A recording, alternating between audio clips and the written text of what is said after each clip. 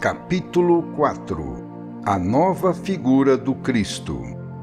Tópicos do capítulo: a nova figura do Cristo, a distância entre Deus e homem, o significado do exemplo dado por Cristo, reaproximar os dois termos para que aquele exemplo seja imitável, Cristo reintegrado no sistema, as velhas construções míticas e o novo conceito de Deus, a grandeza de Cristo, Filho de Deus. Estamos delineando uma nova figura do Cristo, a fim de que ela apareça sempre mais completa na sua forma racional. Como se vê, aquele tradicional triunfalismo do Cristo Deus, conceito egocêntrico no qual Deus é colocado a serviço do homem, está sendo aqui superado para nos aproximarmos assim de uma interpretação mais racional, capaz de nos dar uma melhor compreensão para o fato da sua vinda à Terra. Com esta finalidade, procuramos diminuir a distância entre os dois termos, Deus e homem, aproximando esses dois conceitos. Na verdade, existe entre eles uma distância intransponível, sobretudo quando se concebe Deus não mais antropomorficamente, mas sim como um pensamento regulador e diretor, tanto do funcionamento do seu organismo, o sistema, como de maneira indireta do nosso universo, o antissistema. Ora, um Deus assim concebido jamais poderá se reduzir às insignificantes e retrógradas dimensões do homem de hoje. E com efeito, é inconcebível o amesquinhamento de tão imensa potência dentro de tão obtusos limites, pois tamanha desproporção contradiz o perfeito equilíbrio da lei. A hipótese de que uma precipitação involutiva, desde tão excelsa altura, resultando em tão assombroso retrocesso, não seja merecida por quantos a sofrem, é um completo absurdo na ordem divina das coisas. Há uma demasiada distância entre as dimensões dos dois termos para que possamos uni-los. Não existe nenhuma ponte capaz de permitir uma conjunção tão completa entre a natureza absolutamente espiritual de um Deus e aquela prevalentemente material do homem ao nível bestial do involuído, como se revelou na feroz matança do corpo de Cristo. Este fato, sobre o qual se baseia a paixão de Cristo, mostra-nos do que é capaz o homem a cujo tipo se pretende supor que Deus tenha desejado se fundir. Tudo isto faz pensar que semelhante humanização de Deus nada mais seja senão um produto do subconsciente, resultado de um orgulho instintivo que teria levado à divinização do homem. Perguntamo-nos, então, que valor espiritual pode ter tal massacre físico? Que ensinamento poderá se depreender de semelhante espetáculo? Que estímulo de índole moral poderá constituir tamanha ferocidade, se ela de fato exprime, sobretudo, os piores instintos do homem? E o animalesco episódio ainda é apontado como exemplo para que todos o vejam. Constituirá isto, porventura, algo a imitar quando exprime o triunfo das forças do mal com a vitória do antideus sobre Deus? Ora, o escopo da encarnação do Cristo não podia ser redimir gratuitamente a humanidade, pois tratava-se, sobretudo, de, com o seu exemplo, ensinar ao homem como ele deve fazer para se redimir com seu próprio sacrifício. Então, em vez de um ser cujas dimensões transcendem os limites de nossas medidas normais, constituído segundo um modelo absoluto, situado nos antípodas do relativo em que vivemos, era necessária a descida à Terra de um ser menos distante do nível humano. Como se poderia propor, para ser imitado, o modelo de um ser cuja natureza, sendo totalmente diversa da nossa, não oferecesse aquela similaridade que permite o irmanamento? Tal modelo estaria situado fora do processo evolutivo, enquanto no caso em questão era necessária a presença de um ser que, por tê-la percorrido antecipadamente, conhecesse a mesma via crucis da evolução que cumpre ao homem trilhar e sobre a qual, aliás, ele já se encontra a caminho. Era necessário, em suma, um Cristo que, como nós, já tivesse experimentado as dores da evolução, pelo menos até o nosso nível, e não um mártir extemporâneo descido do céu para, em poucas horas de sofrimento, resolver o apocalíptico problema da reintegração do antissistema no sistema, sem ter percorrido todo o caminho necessário para isso, o mesmo caminho que a todos os seres cumpre percorrer. O ato de não se sujeitar a esta disciplina não passaria de uma tentativa de se evadir da linha estabelecida pela lei para se alcançar a salvação.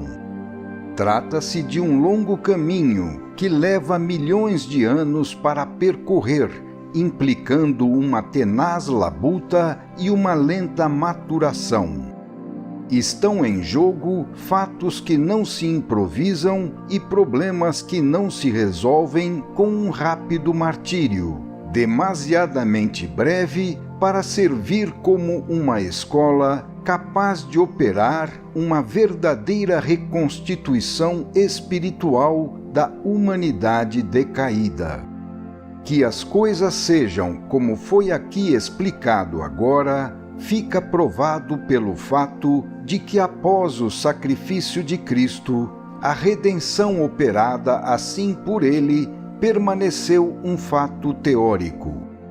Com efeito, salvo algum lento melhoramento devido à evolução, o qual não significa redenção, a humanidade continua sendo substancialmente a mesma de antes. Aconteceu então que o sacrifício de Cristo deixou de fato intacta, como devia, a lentidão do processo evolutivo, não perturbando a ordem fixada pela lei de Deus. E o resultado não podia ser outro, porque aquela lei não comportaria tal violação, como teria ocorrido se, mediante um súbito salto para frente, tivesse sido suprimida aquela lenta, mas profunda elaboração que toda a verdadeira redenção implica e exige. Eis então que o exemplo nos dado por Cristo há de ter outro significado, devendo representar algo mais próximo ao homem.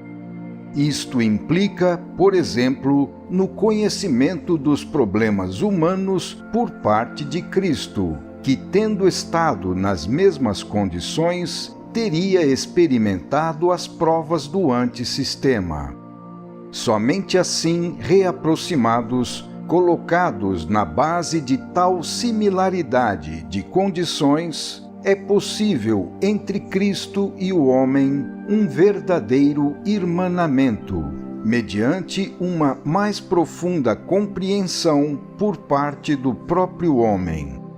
Somente desse modo, Cristo pode se tornar um dos nossos, constituindo-se num mestre capaz de nos ensinar, porque Ele mesmo fez aquilo que aponta para nós como realizável e que um Deus jamais poderia ter feito nem tencionado fazer.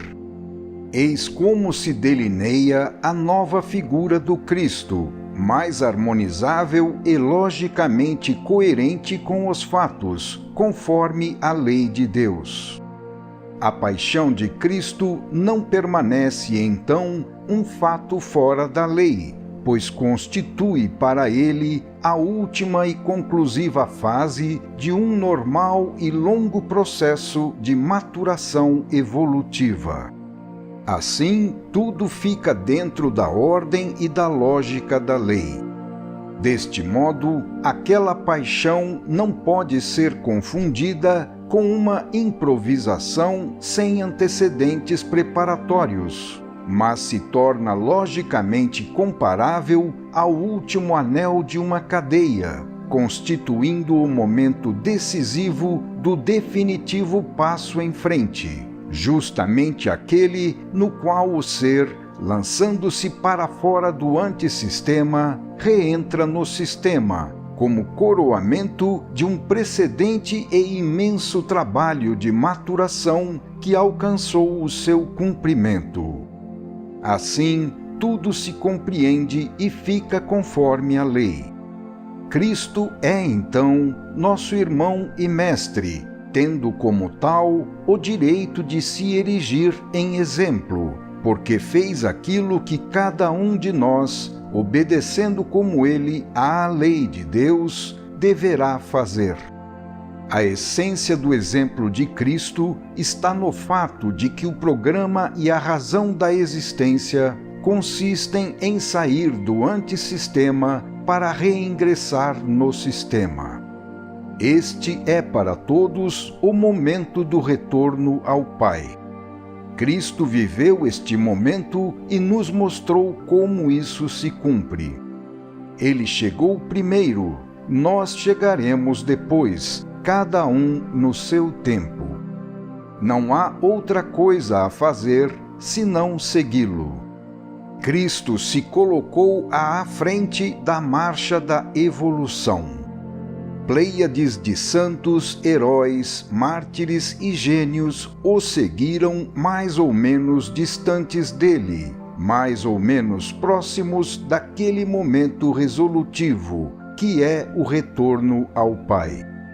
Então Cristo é como um general que, seguido por um exército de evoluídos, coloca-se na dianteira para desafiar o mundo do antissistema. Ele enfrentou o inimigo e fez, primeiramente ele, aquilo que todos deverão fazer e farão para cumprir e resolver o ciclo involutivo-evolutivo. Cristo tem o direito de se colocar como exemplo, cabendo a ele a função de modelo, porque a sua paixão não se reduz ao suplício de poucas horas que nos limitamos a comemorar, mas se projeta nos milênios que cada um de nós deve viver. Ela constitui um cálice bem mais amargo, que consiste em ter de sofrer todas as provas, fadigas e dores do antissistema, absorvidas hora por hora até assimilar toda a lição. Então, a glória da ressurreição assume em Cristo um novo significado, porque não se reduz apenas à sua sobrevivência após a morte, mas constitui, sobretudo, uma vitória definitiva sobre o antissistema, equivalendo, assim, a um retorno glorioso ao Pai sob outra forma de vida, na qual a morte deixará de existir. Trata-se de uma cósmica inversão de posições do antissistema para o sistema. Afirma-se então, com a salvação, a vitória final do sistema ao término do ciclo sistema-antissistema-sistema. Não se pode culpar o passado por não ter sabido compreender a missão de Cristo nesse mais profundo sentido. Por não possuírem o conceito de evolução, os nossos antepassados não estavam em condição de entender o Cristo nesta mais profunda perspectiva. Graças a tal conceito, podemos entender Cristo sem a necessidade de recorrer a incompreensíveis mistérios, impostos em nome de um conceito de fé mal entendido. Apresentada sob esta nova luz, a realidade do Cristo deixa de ser encarada sob a exclusiva perspectiva de uma religião para assumir todos os caracteres da universalidade, comprováveis por leis biológicas positivas. Assim sendo, Cristo nos aparece vivo em toda a sua lógica para nos dizer, abre aspas, fazei como eu fiz, o que eu fiz, vós também podereis fazê-lo. Não fui apenas um prodígio descido do céu com poderes excepcionais, mas pertenci à vossa própria raça. Fui homem como vós, mas, em virtude de meu incansável labor ascensional, alcancei o sistema, regressando ao seio de Deus e realizando assim o meu destino, que é também o de todos vós. Eu já percorri o caminho que vós estáis agora percorrendo. Conheço, porque já as vivi, vossas provações e dificuldades. É luta dura, mas eu também a enfrentei, mostrando-vos a que triunfo ela conduz. Eu voltei a ser perfeito no sistema, que se constitui da pura substância de Deus. Resolve-se assim o grande problema da salvação. Este é o caminho, não há outros caminhos. Com o último feito da paixão, paguei a derradeira parcela à justiça da lei e me ergui do antissistema ao sistema, como no final deverá acontecer com cada um de vós. Fecha aspas. Assim, Cristo avizinha-se muito mais de nós. Ele viveu a nossa mesma realidade biológica e soube superá-la. Já experimentou as nossas fadigas, por isso as compreende. Ele foi nosso companheiro em nossa mesma labuta e fez deveras aquilo que cumpre a nós fazer ainda. A sua paixão não foi uma mera representação simbólica.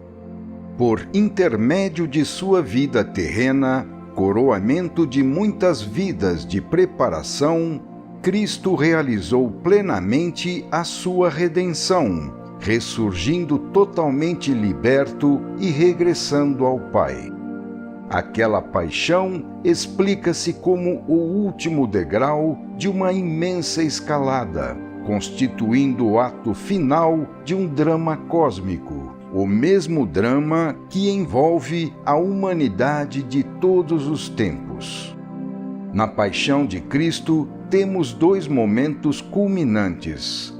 O primeiro, negativo, é a sua morte na cruz, significando a última vitória do antissistema sobre um ser que lhe escapa, concedendo esta vitória ao antissistema para liquidar a parcela final de sua dívida à justiça da lei.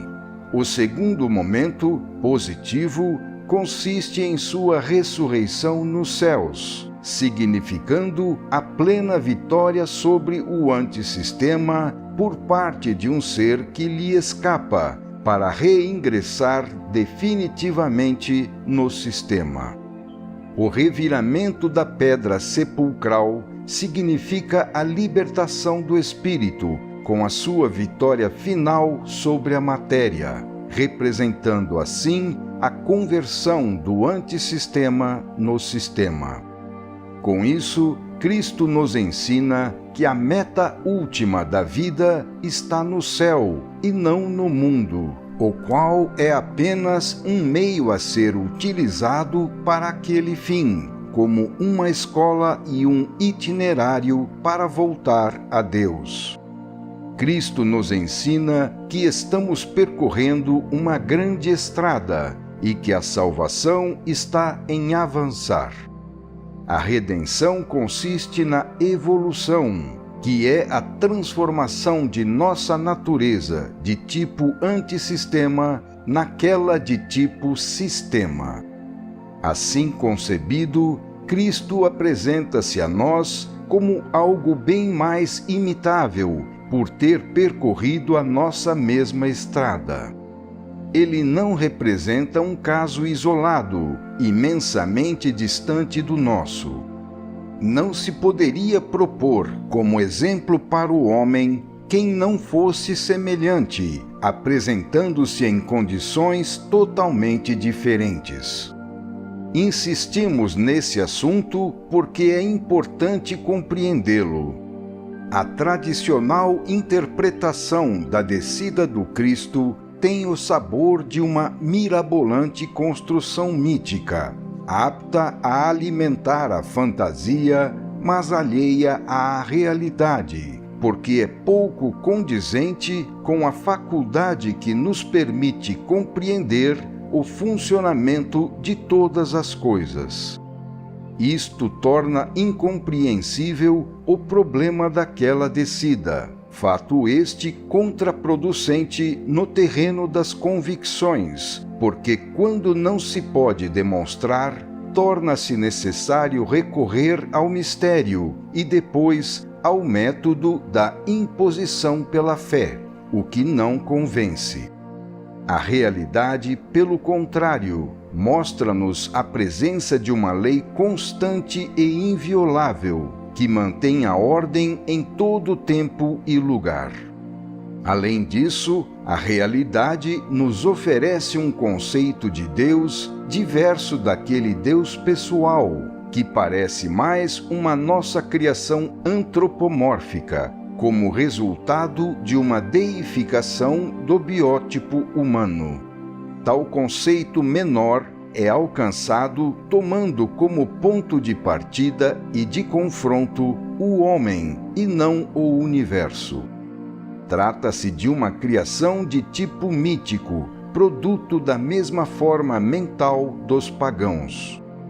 A nosso ver, Deus é ao mesmo tempo o todo e a mente que dirige seu funcionamento, sendo, portanto, algo que transcende todas as nossas dimensões terrenas.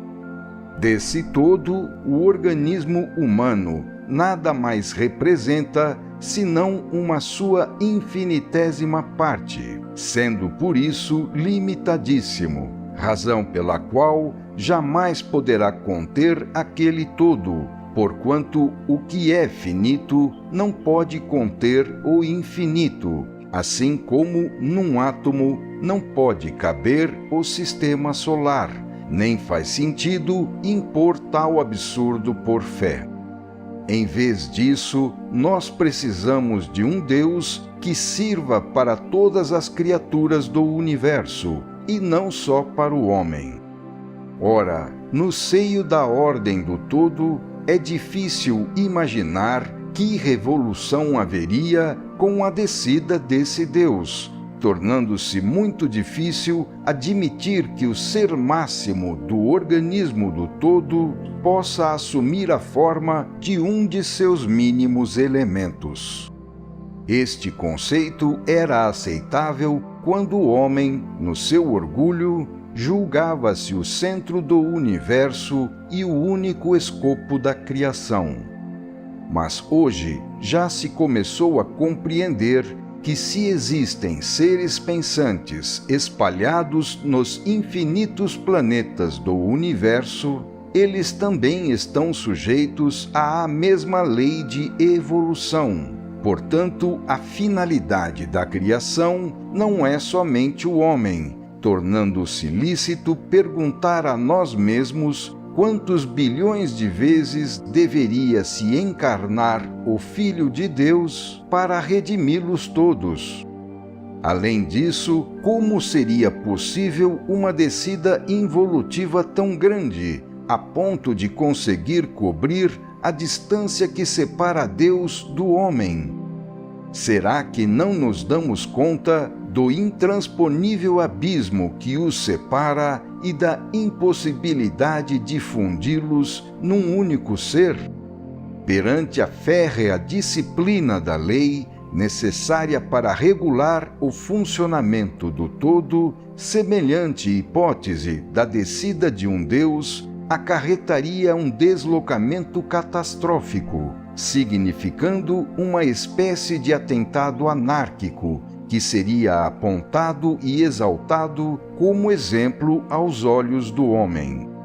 Ainda não nos damos conta de que o universo é um organismo funcionando segundo regras pré-estabelecidas, sendo que nada pode se deslocar nele sem que isso traga consequências inevitáveis.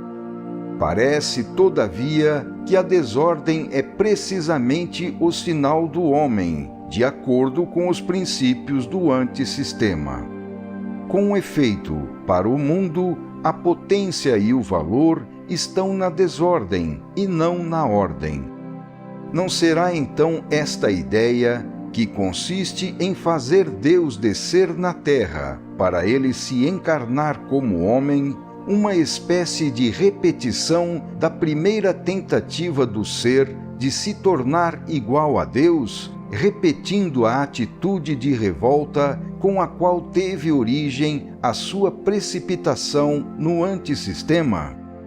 Então, a figura do Cristo, que nasce destas considerações, quer nos parecer uma representação bem mais inteligente, aproximando-se daquilo que ele verdadeiramente foi. Esta mudança de perspectiva fazia-se necessária. Estamos habituados a uma interpretação estática do Cristo, definitivamente fixada, enquanto a realidade da vida nos proporciona interpretações cada vez mais adequadas, de acordo com a evolução realizada por nós e, portanto, também pelo instrumento que possuímos para concebê-las. Acontece, porém, que a nova figura do Cristo apresentada aqui pode escandalizar o misoneísmo dos conservadores, por não ser aquela tradicional. Todavia, esta nova figura é mais racional e, portanto, mais aceitável pela mente moderna. Por isso, é bem provável que esta representação do Cristo será aquela que o homem fará para si no futuro. Além disso, considerando bem, podemos desde já afirmar que ela não diminui em nada a sua grandeza. Perguntamos então, quem é maior? Quem tem o conhecimento por não o ter perdido, ou quem, tendo-o perdido, soube empreender o trabalho de reconquistá-lo? Quem permaneceu perfeito porque ficou estacionário no sistema, ou quem enfrentou a fadiga de reconstruir a sua perfeição no sistema através das laboriosas experiências do antissistema? Perguntamos também quem vale mais, quem não cometeu qualquer dano ou quem, tendo-o cometido, o consertou? Quem, não tendo pecado, não caiu, ou quem, havendo pecado, redimiu-se? Quem conhece apenas as vias do bem, permanecendo na posição originária, ou quem, além das vias do bem, conheceu também as vias do mal e, em vez de permanecer estacionário no sistema, percorreu todo o ciclo sistema-antissistema-sistema, tendo aprendido a se reintegrar na sua posição de origem. Os dois tipos são igualmente grandes, se bem que em posições e por razões diversas. Eis então que interpretar o Cristo deste novo ponto de vista nada retira à sua grandeza e valor.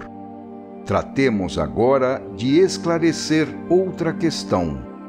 Contra esta interpretação, pode-se objetar que ela nega ao Cristo a sua maior qualidade, dada pela condição de que ele é o Filho de Deus. Entretanto, nós não negamos que Cristo seja o Filho de Deus. De fato, como já explicamos neste e nos volumes precedentes, todos os seres nascidos da primeira criação, o sistema, eram filhos de Deus, feitos de sua mesma substância. Somos todos, portanto, como Cristo, filhos de Deus. Esta inalienável qualidade não se destruiu, mas apenas se ofuscou para aqueles que se precipitaram no antissistema, sendo justamente a tarefa da evolução reconduzi-los à sua pureza original.